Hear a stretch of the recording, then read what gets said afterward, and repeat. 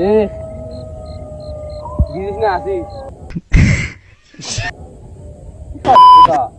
মরার টাইমও ভাই মাঠের মধ্যে একটা লোক নেই মরতে বন্ধুরা ফোন দি আসুক কল মল কি ধরবি না এত রাতের বেলা হ্যালো